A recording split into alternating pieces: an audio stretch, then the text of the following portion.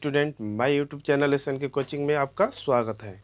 आइए आप लोग जानते हैं कि हम लोग क्लास 10 बुक मैथ का रिवीजन क्लास स्टार्ट कर चुके हैं। आप लोग इसको कहाँ तक पहुंच चुके थे? 1.1 का सेकेंड क्वेश्चन करना था। आइए आज हम लोग सेकेंड क्वेश्चन करेंगे। चलिए देखिए सेकेंड क्वेश्चन क्या बोला है।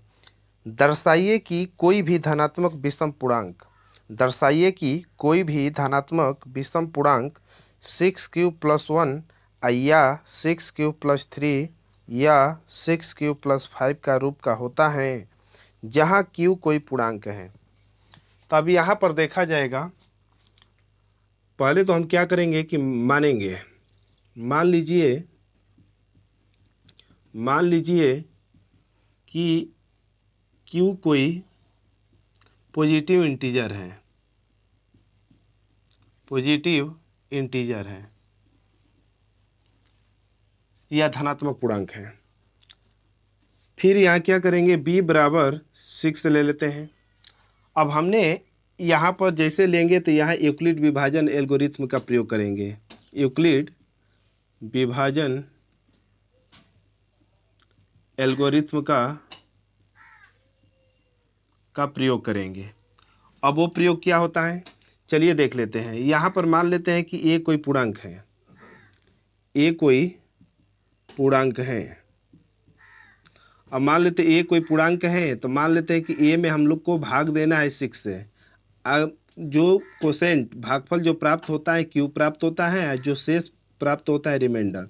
अब यहाँ पर देखेंगे कि देखिए रिमाइंडर प्राप्त करने के लिए कभी भी हम जानते हैं कि डिवीजर जो होता है डिवीजर से लेस देन होना चाहिए, माने जो संख्या से भाग देते हैं उससे कम होना चाहिए, तभी वो क्या बचेगा, शेष बचेगा।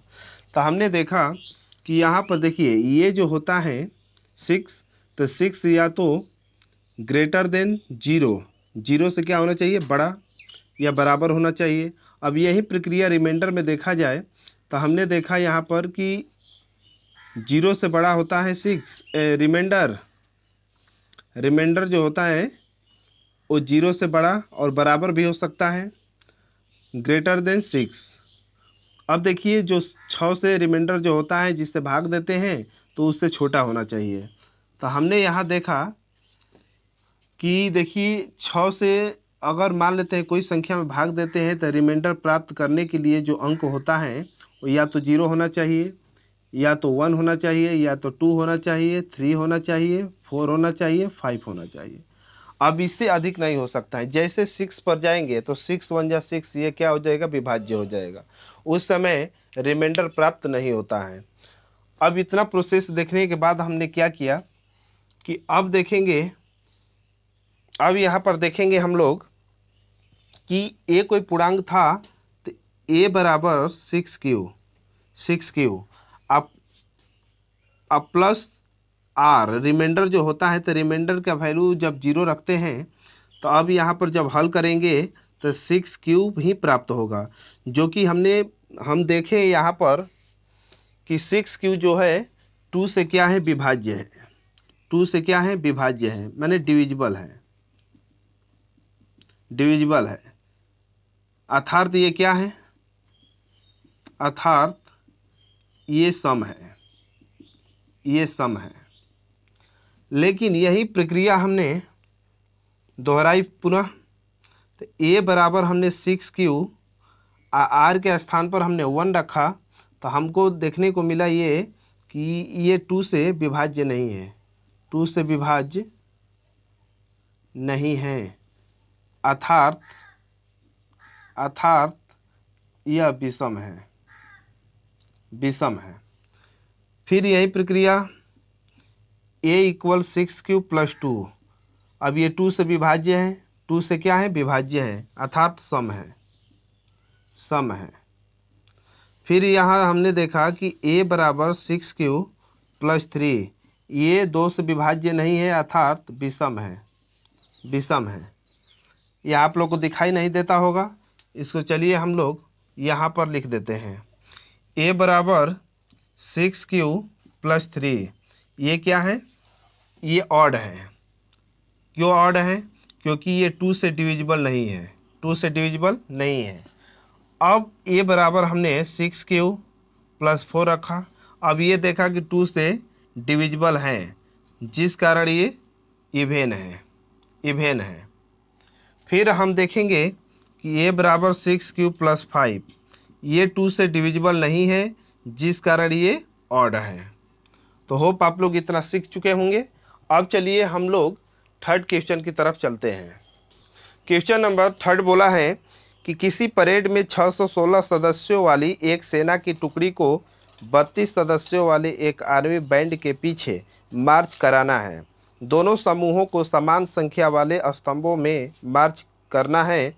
उन स्तंभों की अधिकतम संख्या क्या है जिसमें वह मार्च कर सकते हैं। देखिए, मैक्सिमम से मैक्सिमम संख्या प्राप्त करने के लिए हम लोग एचसीएफ का प्रयोग करते हैं। अब यहाँ पर जो एचसीएफ निकालेंगे, यूक्लिड विभाजन का ही प्रयोग कर कर हम लोग निकालेंगे। तो यहाँ पर जो संख्या दिया है, एक संख्या दिया है 616 और सेकेंड जो दिया है 32 दिया है। तो हम ये आप लोग को बतलाए थे कि इसमें से पहले क्या करेंगे, सबसे छोटी संख्या से बड़ी वाली संख्या में भाग देते हैं। आप लोग भाग विधि से एचसीएफ निकालना भी जानते हैं। तो अब यहाँ पर देखेंगे कि बड़ी संख्या जो है 616 है, इसमें छोटी संख्या से जैसे हम लोग भाग देंगे कितने बार में जाएगा, तो आप लोग कहेंगे 1, तो 1 बार में जाएगा। तब देखिए 32 होगा, घटाएंगे तो यहाँ पर 9, आइए कितना हो जाएगा, 5 में से 3 को घटाएंगे 2, ऊपर से कितना उतरेगा 6। अब ये कितने बार में जाएगा, तो आप लोग बोलेंगे कि 9 बार में। यहाँ पर 9 बार में, 9 बार में चला जाएगा। अब ये जैसे सब्ट्रैक्ट डिफरेंट मालूम करेंगे तो यहाँ 8 और यहाँ पर ये पूरा का पूरा ये खत्म हो जाएगा। तो हमने देखा कि यहाँ पर जो 8 है, अब इससे हम क्या करेंगे, जो 32 है 32 में डिवाइड करेंगे, तो ये 4 बार में क्या हो जाएगा, डिवाइड हो जाएगा पूरा का पूरा। यहाँ पर रिमाइंडर के जो रूप में प्राप्त हुआ, 0 प्राप्त हुआ। जहाँ 0 प्राप्त हुआ वहीं पर रुक जाते हैं। अब जिससे प्राप्त हुआ तब यही क्या हो जाता है, एचसीएफ हो जाता है, एचसीएफ। तो इसे यूक्लिड विभाजन प्रोसेस द्वारा अपना देंगे। अब देखिए हम क्या करेंगे, a = bx + y, इस रूप में अपना देंगे, क्योंकि यूक्लिड विभाजन का एल्गोरिथम का प्रक्रिया यही होती है। अब देखिए 616 प्राप्त करने के लिए 616 इंटू इक्वल 32 × 19, इसमें रिमाइंडर जो प्राप्त है 8 यहाँ पर ऐड कर देंगे। अब देखिए 32 को प्राप्त करने के लिए हमने क्या चरण अपनाया, सेकेंड। अब देखिए 8 × 4 इक्वल प्लस रिमाइंडर 0, जहाँ रिमाइंडर 0 प्राप्त हुआ जिससे, तो वही एचसीएफ क्या हो जाएगा, 8। इस क्वेश्चन का आंसर 8 होगा। अब हम लोग देखेंगे क्वेश्चन नंबर 4। चलिए क्वेश्चन नंबर 4 हम लोग देखेंगे। बोला गया है क्वेश्चन नंबर 4 में कि यूक्लिड विभाजन प्रमेयिका का प्रयोग करके दर्शाए कि किसी धनात्मक पूर्णांक का वर्ग किसी पूर्णांक m के लिए 3m या 3m + 1 के रूप में होता है। तो हम क्या करेंगे कि यहाँ पर मानेंगे कि माना कोई पूर्णांक या इंटीजर जो होता है x मान लेते हैं। इसे हमें 3q और 3q + 1 के रूप में लिखना है। लेकिन बोला है कि इंटीजर का वर्ग को 3q 3m और 3m + 1 के रूप में लिखा जाना है। अब हम क्या करेंगे, यहाँ पर x बराबर हम मानेंगे 3q, माना x = 3q। अब यहाँ पर दोनों साइड में हम क्या करेंगे, स्क्वायर, दोनों साइड या दोनों दिशा में वर्ग करने पर तो जैसे वर्ग करेंगे तो ये होगा x का स्क्वायर और ये होगा 9q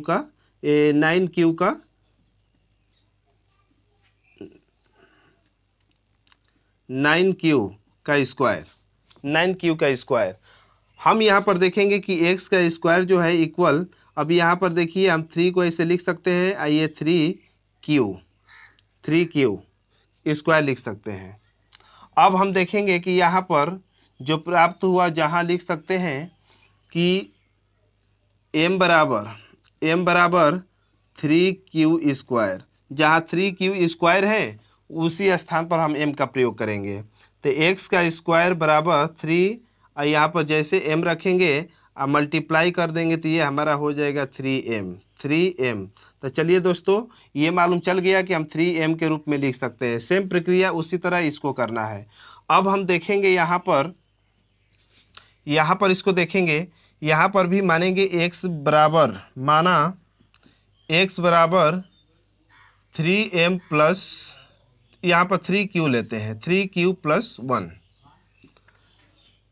दोनों दिशा में वर्ग करने पर, जैसे वर्ग करेंगे तो ये होगा x का स्क्वायर बराबर 3q प्लस 1 का स्क्वायर। जैसे करेंगे फिर तो x का स्क्वायर, अब देखिए 3q प्लस 1, अब 3q प्लस 1 और 3q प्लस 1 में मल्टीप्लाई करेंगे। जैसे मल्टीप्लाई करेंगे तो 3 3 जा 9q का स्क्वायर होता है, इसमें करेंगे तो 3q होगा, फिर इसमें करेंगे तो 3q होगा प्लस 1 होगा, ऐड करेंगे तो 9q का स्क्वायर प्लस 6q प्लस 1 होगा। तो हम यहाँ पर 9q का स्क्वायर प्लस 6q प्लस 1 यहाँ पर रखेंगे। और जैसे यहाँ पर रखेंगे तो हमने देखा कि यहाँ पर ऐसे अगर कॉमन बनाते हैं तो दोनों में कॉमन हमें प्राप्त होगा। अब देखिए x का स्क्वायर बराबर 3q हमने कॉमन बनाया, तो यहाँ पर 3q प्लस, अब ये देखिए 2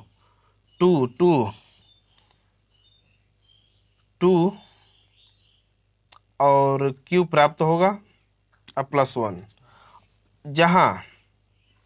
जहाँ 3q plus 2q equal m रखा जाए, तो जैसे इसके स्थान पर हम m रखेंगे तो x का स्क्वायर बराबर 3 और यहाँ पर हम कॉमन को छोड़ देते हैं, ये q को छोड़ देते हैं। जैसे ये छोड़ेंगे तो स्क्वायर रहेगा, ये q स्क्वायर, ये क्यूब। अब हम ये m का प्रयोग करेंगे क्योंकि हमें 3m प्लस 1 के रूप में ही तो लिखना है वनली। अब हम यहाँ पर m जैसे रखेंगे अब प्लस 1, तो ये मल्टीप्लाई करेंगे तो x का स्क्वायर बराबर 3m प्लस 1 का रूप का हमें प्राप्त होगा। होप आप लोग समझ गए होंगे। चलिए हम लोग क्वेश्चन नंबर 4 की तरफ चलते हैं, 5 की तरफ चलते हैं। चलिए, क्वेश्चन नंबर 5 बोला है कि यूक्लिड विभाजन प्रमेयिका का प्रयोग करके दर्शाए कि किसी धनात्मक पूर्णांक का घन 9m प्लस 1 या 9m प्लस 8 का रूप का होता है। अब सेम प्रक्रिया वहाँ स्क्वायर करते थे क्वेश्चन नंबर 4 में, यहाँ पर 5 में क्यूब करना है, तो सेम प्रक्रिया वही होगा। हम यहाँ मानेंगे कि माना कोई पूर्णांक a है।